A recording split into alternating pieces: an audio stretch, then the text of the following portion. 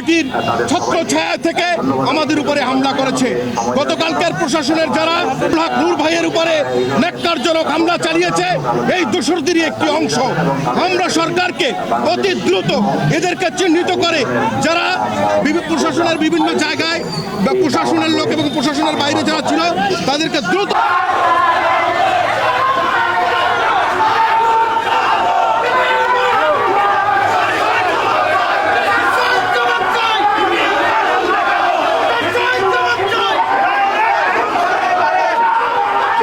সম্মানিত সভাপতি ডাকসুর সাবেক ভিপি জনাব নুরুল হক নূর ভাইয়ের উপরে গতকালকে হামলা হয়েছে।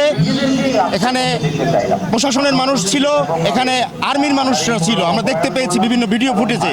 কিন্তু আমরা দেখেছি একটি খয়েরি কালারের টি শার্ট পরা এক আওয়ামী দোসর, এক ছাত্রলীগ কর্মী, যাকে আমরা বিভিন্ন সোশ্যাল মিডিয়ায় দেখতে পাচ্ছি, তাকে আমরা অবিলম্বে চিহ্নিত করে আইনের আওতায় আনতে হবে। আজকে আমরা এখানে দাঁড়িয়েছি, আমরা বরিশালে আমাদের কেন্দ্র ঘোষিত প্রোগ্রাম, সারা বাংলাদেশে বিক্ষোভ সমাবেশ এবং শান্তিপূর্ণ